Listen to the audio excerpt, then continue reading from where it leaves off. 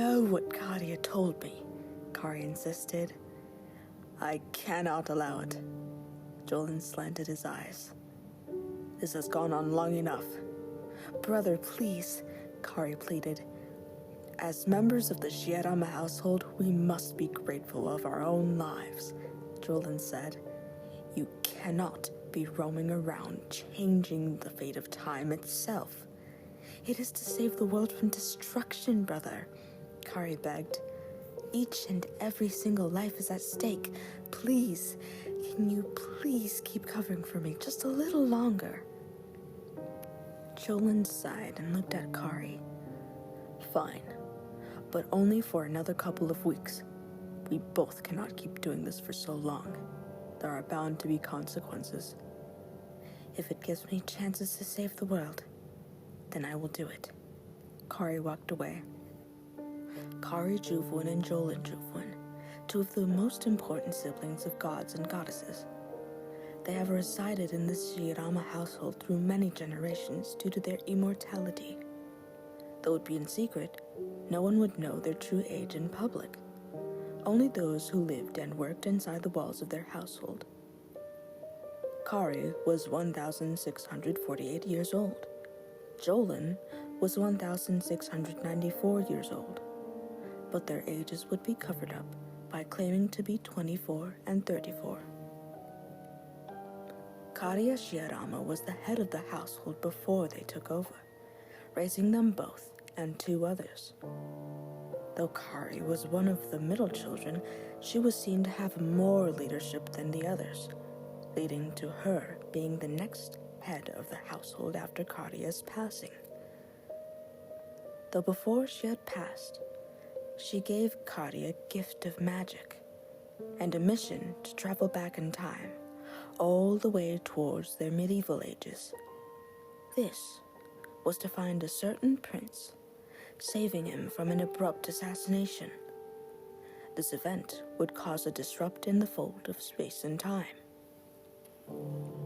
In many cases, it was from a visitor or a sudden new guest from a party. Kari had gone through multiple instances of which she had witnessed the prince's death from afar.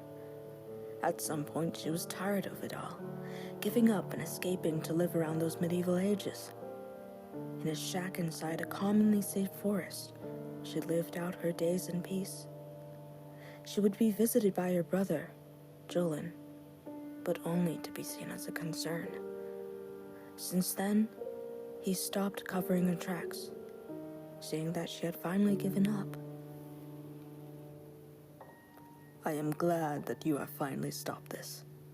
Jolan followed Kari. You can be safe now. I do not need to hear it from you.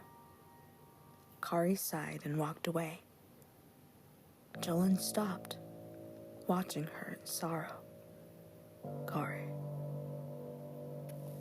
Kari wanted to live on her own, away from all the stress and worry that was surrounding her. Living in a shack far away from any town, city, or a kingdom in general. Picking fruits, herbs, and spices were in her daily routine. Even planting a garden. She would usually gather water from a stream near a river. Kari had finally lived a peaceful life without worry, but the lost memory of Kadia's words had reminded her of her purpose. Why she came in the first place. Kari held deep doubt in her abilities. Though one day, as Kari walked around a river, she found an abandoned newborn, one with pale skin, brown hair, and deep blue eyes. A little baby boy. From having blue eyes, he was put to drift down a river rather than to have been killed off. The mother was merciful, but the father was gruesome. Thus, to most, a human baby boy with blue eyes was called a cursed child in that kingdom. You poor thing. With that birthmark, you must be the abandoned royal I read about. She gently picked him up.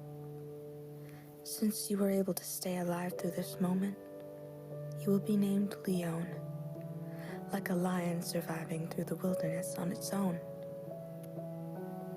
The little one had fluttered his eyes, looking at Kari, clearly knowing that she was saving him.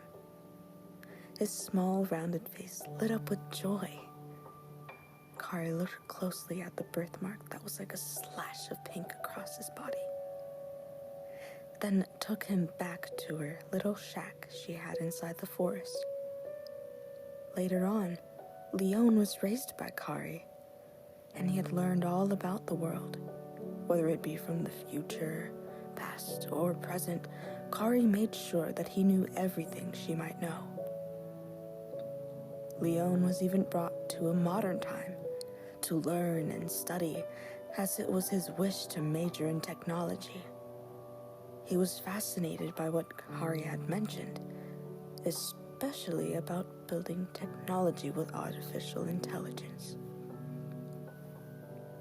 Leon built all sorts. They were even more advanced than what was taught in school. He had first practiced with making an AI replica of himself. It amazed Kari to the point of allowing it to continue. She had no boundaries on Leon since he was already such a special case. In his work, he would create the finest models and give them out to important businesses. At the age of 19, he was already famous, a prodigy in the art of technology, and most importantly, artificial intelligence. I am honored to have done business with you. The CEO of J-Tech Industries shook Leon's hand. I look forward to seeing this grow into a fruitful project. You sure know how to use your words, Mr. Cidier. Leon smiled. Unfortunately, Leon was struck with an abrupt sickness. After visiting his hometown for a celebration, his royal blood had kicked in. Through the ages, his ancestors would have died at a young age due to a certain birthmark that they are each selectively cursed with. Leon was the very last to have said birthmark, leading to the end of the curse on his behalf. In the shack he was raised in, he laid on his deathbed. Kari, I know I may be gone sooner than expected. Leon's dry voice traveled across the room. But whatever you may have in mind to help keep me tethered to this world, do it. Take my clone and store in it my soul. Leon, I cannot do that to you. Kari's voice trembled, holding back tears. If you go, you must go on peacefully. Let it be my dying wish. Leon barely laughed, smiling for a short moment. As for my last words, I loved my short-lived prosperity. End of section 1.